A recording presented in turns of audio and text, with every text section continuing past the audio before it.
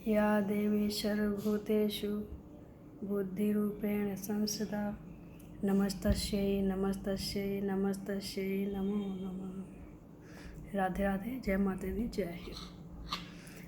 आज थोड़ा सा मन कर रहा है कि मैं आपके साथ थोड़ा सा प्रेम की चर्चा करूं। प्रेम कहाँ से कहाँ ले जाता है। प्रेम ही है जो मूर्ति से भगवान बना देता है। तो मैंने कहीं ये कहानी सुनी, मुझे बहुत अच्छी लगी और सबने सुनी होगी शायद, लेकिन आपके साथ शेयर करने का दिल कर रहा है, तो ज़रा टाइम मिले तो ज़रूर सुने, पूरा सुने इसको।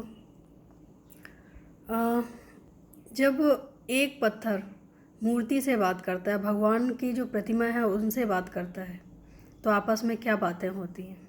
पत्थर कहता है कि जब हम बराबर थे तो दोनों सड़क पे ही थे, हमारा और तुम्हारा कितना अच्छा मेल था, और आज लोग हमें पैर से मार के निकल जाते हैं और तुम्हारे आगे लोग मस्तक झुकाते हैं। तो इसका क्या कारण है जो हमें अभी तक समझ नहीं आया, कृपा करके आप समझाएं।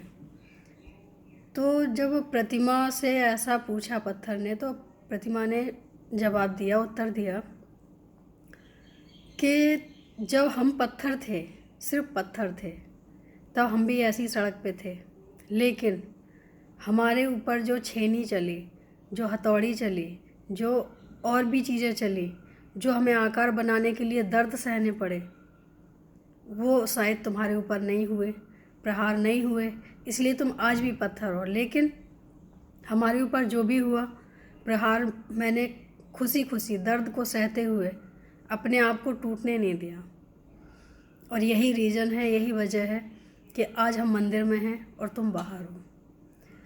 तो प्रेम इसलिए बहुत ज़रूरी है कि अगर आपकी आस्था एक पत्थर में भी आ जाए ना, तो उसमें ही भगवान प्रकट हो जाते हैं। सुना होगा, भक्तों ने कुत्ते में भी ने भगवान को देखा, हर चीज़ में भगवान को, कण कण में भगवान को देखा। तो ये क्या है? ये श्रद्धा है, विश्वास है, प्रेम है। जब प्रेम अटूट हो तो आप कहीं भी भगवान को ढूंढ सकते हो, और अगर प्रेम नहीं है तो आप मंदिर भी जाके सिर्फ मूर्ति के ही दर्शन करोगे। तो प्रेम कैसे जगे?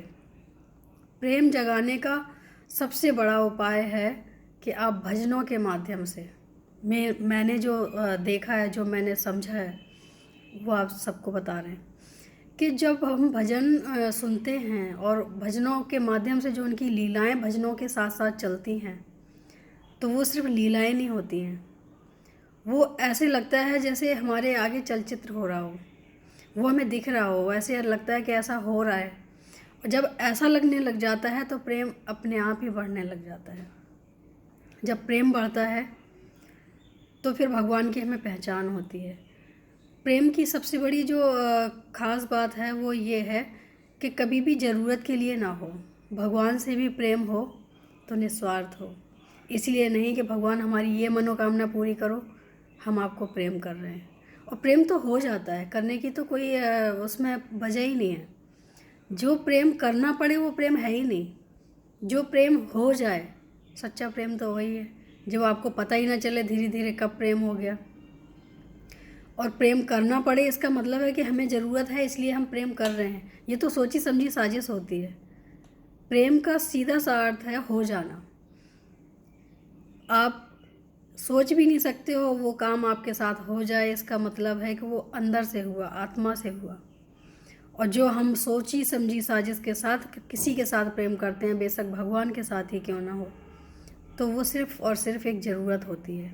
और जब ज़रूरतें पूरी नहीं होती हैं तो हमें तकलीफ़ होती है। और प्रेम का स्वभाव होता है कि आनंद देना, प्रेम देना, खुशियाँ देना, दुख देना नहीं होता है। दुख तो सिर्फ हमारी वजह से मिलता है, क्योंकि हम इतनी उम्मीदें लगा बैठते हैं कि हमें प्रेम के बदले में ये मिले। भगवान से हम पूजा में भी क्या मांगते हैं? हमें ये दे दो, हमें वो दे दो, दुनिया की चीज़ें मांग लेते हैं। और यही वजह है कि हमारा प्रेम कच्चा हो जाता है। जब हम भगवान से कुछ नहीं मांगते हैं तो वो प्रेम हमारा ऐसे पक्का हो जाता है जो टूटने से भी नहीं टूटता है। और ज़रूरी नहीं है कि प्रेम के लिए हमें मंदिर में जाना पड़े।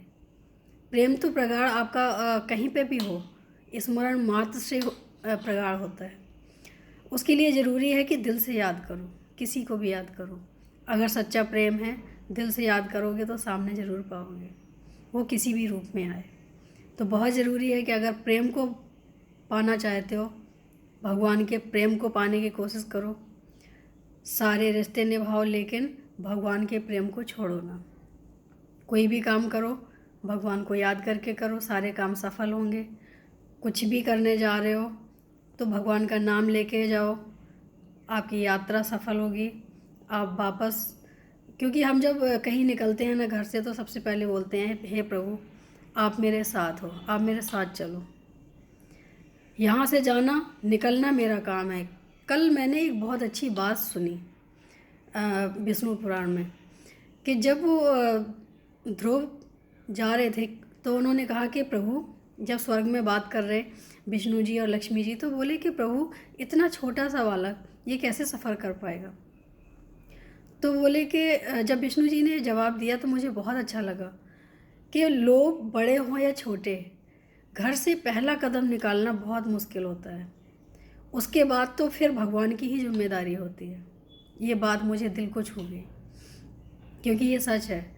हम सोचते बहुत ज़्यादा हैं, लेकिन कर पाना हमारे बस की बात नहीं है। और करने के लिए हम बहुत सोचते हैं कि अब करेंगे, कब करेंगे, लेकिन हम नहीं कर पाते। लेकिन जो बिना सोचे समझे सिर्फ एक ही अपना संकल्प के साथ निकल जाता है, उसका काम ज़रूर पूरा होता है। ऐसा मैंने देखा है। तो हम भी अगर प्रेम करें तो निस्वार्थ भाव से करें। भगवान से प्रेम करें, इसलिए नहीं कि हमें ये चाहिए। भगवान को जो देना होगा वो स्वतः ही देंगे, हमें मांगने की ज़रूरत ही नहीं है। लेकिन प्रेम हमें उनसे निस्वार्थ करना चाहिए, क्योंकि वो हमारे परम पिता हैं। अगर हम निस्वार्थ प्रेम करेंगे तो भगवान बिना मांगे ही हमको वो सब देंगे जो हम मांग भी नहीं सकते। तो बहुत ज़रूरी है कि अगर हम उनसे जुड़ें तो किसी कारण से नहीं, अकारण ही जुड़ें और उनसे प्रेम निस्वार्थ करें। 2 लाइनें अपने गाना के लिए। मैं तेरी सवरिया, मैं तेरी सवरिया, मैं तेरी हाँ मैं तेरी, हाँ मैं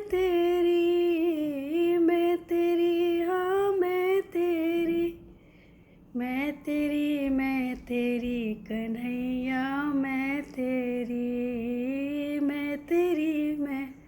तेरी कन्हैया, मैं तेरी।